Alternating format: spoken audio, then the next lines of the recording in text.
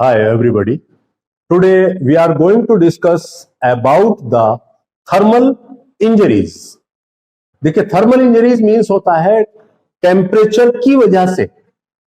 होने वाली injuries thermal injuries कहलाती है, चाहे वो हीट की वजह से हो या कोल्ड की वजह से, यानी कि injuries caused by the temperature. यहां पर हम जो है डिस्कस कर रहे हैं आपका हीट, हाई टेम्परेचर यानी कि हीट की वजह से होने वाली इंजरीज। तो इसमें देखिए the tissue injuries which resulting from application of heat in any form of the body to the external or internal surface of the body, यानी कि जिस्म पर एक्सटर्नल तौर पर या इंटरनल तौर पर हीट की वजह से टिश्यू अगर इंजर्ड हो रहे हैं, हाई टेम्परेचर की वजह से अगर टिश्यू इंजर्ड हो रहे हैं इन एनी फॉर्म, किसी भी तरह की हीट हो, तो उसको हम जो है डिफरेंट कैटेगरीज में जो है आपका डिवाइड कर सकते हैं। यानी कि किन किन वजहों से ये इंजरी पैदा हो सकती है। हीट की वजह से, हीट की वजह से कौन सी हीट कौन सा नुकसान पहुंचाएगी और उसको हम क्या कहते हैं। देखिए when such injuries caused by dry heat, अगर ये इंजरी जो है, इस तरह की इंजरी जो है ड्राई हीट की वजह से हो रही है, जैसे आपका हॉट बॉडीज, कोई गर्म आपका रॉड या जलता हुआ सरिया वगैरह, या ड्राई फ्लेम, आग का जो फ्लेम है, आग जो है आपके जिस्म को टच कर जाए तो वो ड्राई हीट की वजह से जो इंजरी अपियर होगी उसको हम सिंपल बर्न या बर्न का नाम देते हैं। When such injury is caused by moist heat, यानी कि अगर moist heat की वजह से, किसी उबलते हुए पानी, दूध, चाय वगैरह की वजह से, या किसी भाप की वजह से, गर्म भाप की वजह से जो जिस्म पर इंजरी अपियर होती है उसको हम स्कार्ड कहते हैं। When such injury is caused by chemicals, यानी कि किसी केमिकल्स के जिस्म के ऊपर गिरने से, जिस्म के संपर्क में कोई केमिकल आने से जो इंजरी पैदा होती है उसको हम कोरोसिव बर्न्स कहते हैं, उनको हम कोरोसिव बर्न्स कहते हैं। When such injury is caused by contact of electricals, spark, flash या lightning, यानी कि बिजली के छूने से या बिजली में स्पार्क होने से या आंखों पर चमक वगैरह लगने से, जैसे वेल्डिंग कर रहे होते हैं उसकी चमक आंखों पे लग जाती है, तो वो, या लाइटनिंग यानी कि आसमानी बिजली वगैरह आपके ऊपर या जिस्म के ऊपर कहीं गिरती है, वो जिस्म के संपर्क में आती है, तो वो बर्न जो है आपका क्या कहलाते हैं, वो बर्न कहलाते हैं इलेक्ट्रिक बर्न, उनको हम कहते हैं। When such injuries caused by X-ray, ultraviolet rays, radium etc, अगर किसी एक्सरेज के जरिए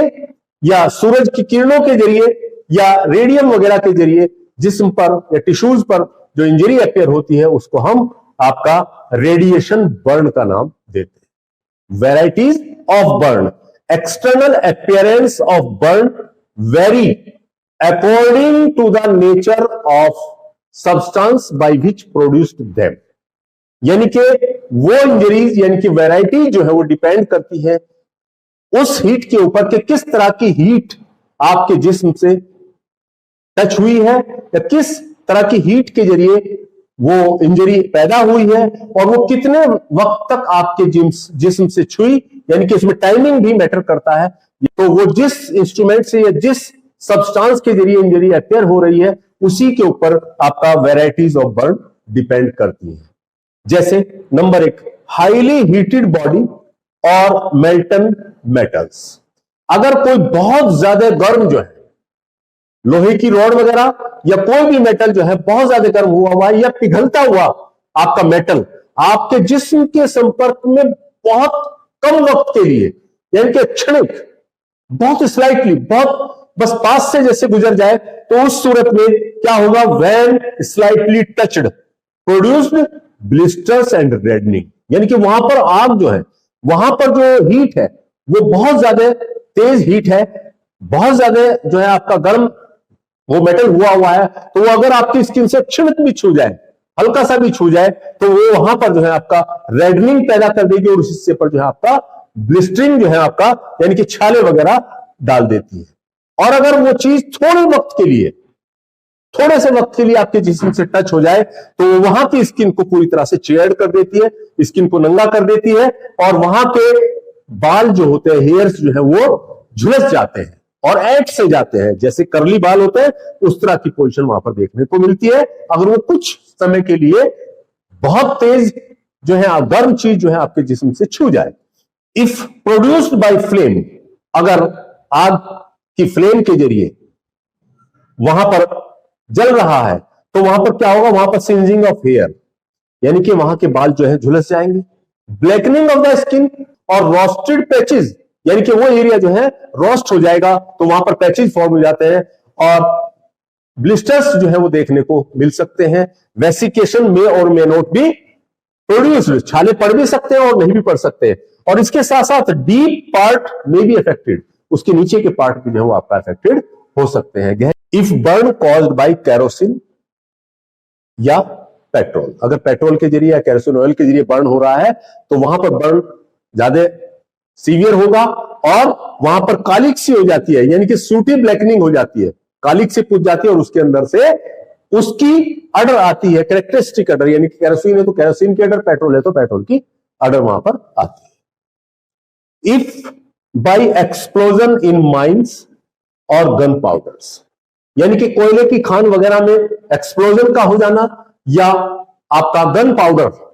गोली वगैरह के चलने से, गोली वगैरह के संपर्क में आने से उसकी जो आसपास की स्किन है वो ब्लैकनिंग के साथ साथ आपका वहां पर टैटूइंग भी देखने को मिलता है। ब्लैकनिंग एंड टैटूइंग, और वहां के हेयर जो है वो आपका सीज्ड मिलेंगे यानी कि वहां के बाल जो है वो आपका झुलसे हुए मिलते हैं। If by x-ray and radium,